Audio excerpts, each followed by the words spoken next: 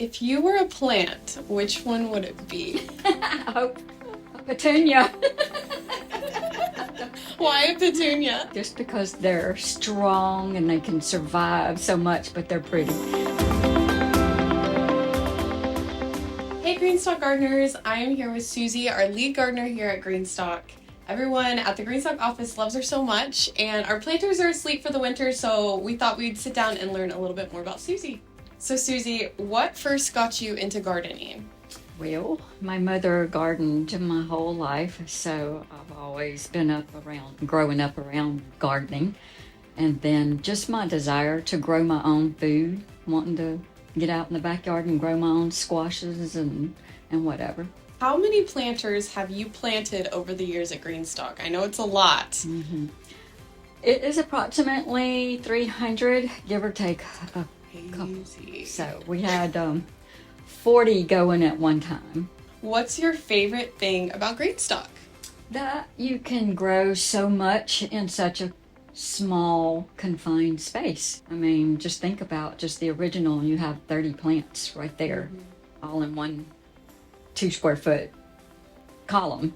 And then also that you can chase the sun like around in your backyard if things shift, I mean, throughout the season, or the trees grow and cover it, you can move it. It's portable. What is your favorite plant to grow in a GreenStalk? I have several that I really like to grow. Of course, Swiss chard is my old favorite. I love that because you can grow it 10 months out of the year.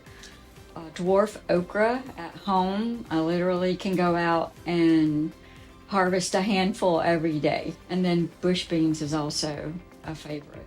That's a good one. Yeah, I can't just have one favorite. What's your favorite way to use Swiss chard? Swiss chard? I usually just saute it in this frying pan with bacon drippings. Sounds so good. Yeah, it is. What is your favorite GreenStalk accessory?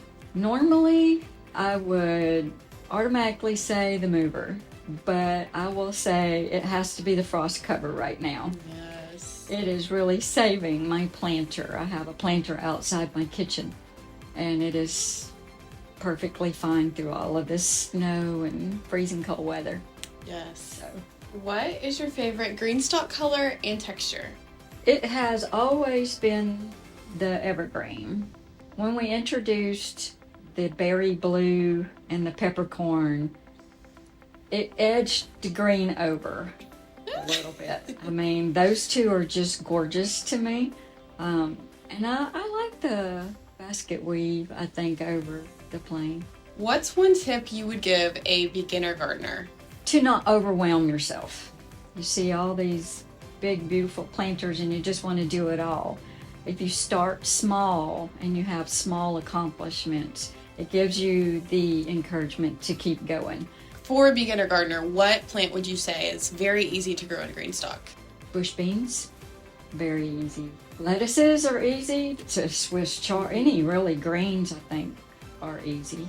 I think tomatoes can be a little bit challenging because they do have to have a little more care, but overall they're easy. And then peppers are really easy. I feel like tomatoes thrive in a GreenStalk under the right conditions, They with do. the right soil. Yeah. I feel like last year you couldn't even see the planter. Right. The tomatoes were so big and Yes. beautiful. What is the biggest lesson you've learned in the garden?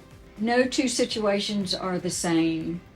I talk to people all over the United States, and you just cannot. Everybody's situation is different. Their climate's different, their soil is different, and even the place where they're getting their plants or even their seeds are different. No two situations are the same, so you really have to drill down and figure out when there's a problem, what for that area is going on. What is the key to success for growing in a GreenStalk? I personally think it is soil. I have said this to every gardener I've spoken to. If you get good soil that is light and fluffy, that drains well, and that it is full of nutrients, then you're probably going to be successful unless you have a bad seed or a bad plant. Soil makes the difference. For sure. Soil is it. What is your favorite part of the gardening process? Like I said, watching the babies, watching planting, and then we all run and check every day to see that they poke their little heads up. And they really are your babies. I mean, you take such good care of them. It's so cool to see the finished product from start to finish. Thank you. What's your least favorite part of the gardening process?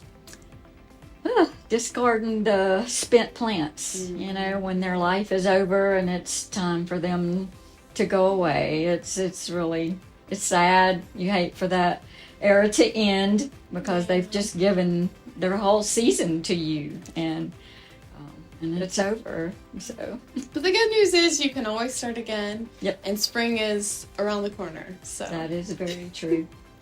Well, thank you for chatting with us today, Susie. If you have any questions for her, leave them in the comments below. You can also schedule a call with her. You can do so on our website on the contact page, or you can email us at support@greenstalkgarden.com. Happy gardening!